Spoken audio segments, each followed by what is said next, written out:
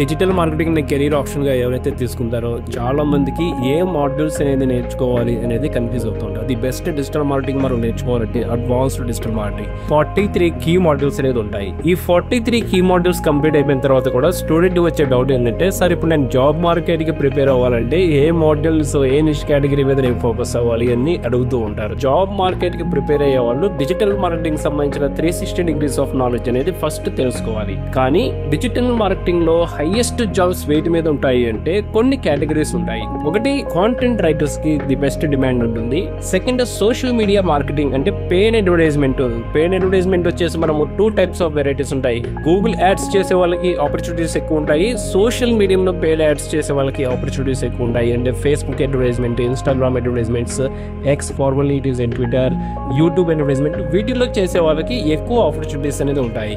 And the final thing, social media managers కి మార్కెట్లో ఎప్పుడు డిమాండ్ ఉంటుంది. సోషల్ మీడియా మేనేజర్స్ కి ఎందుకు డిమాండ్ ఉంటుంది అంటే, ఆ కంపెనీకి సంబంధించిన గ్రోత్ అనేవి సోషల్ మీడియా మేనేజర్స్ మీదే డిపెండ్ అయి ఉంటుంది. అలాగే సోషల్ మీడియా మేనేజర్స్ అంటే it is not a social media team లేదని కాదు. మనము డిజిటల్ మార్కెటర్ గా మార్కెట్ లోకి ఇంట్రొడ్యూస్ అయిన తర్వాత ఒక కంపెనీ సోషల్ మీడియంస్ ని మనకి హ్యాండ్ అవుట్ చేస్తుంది.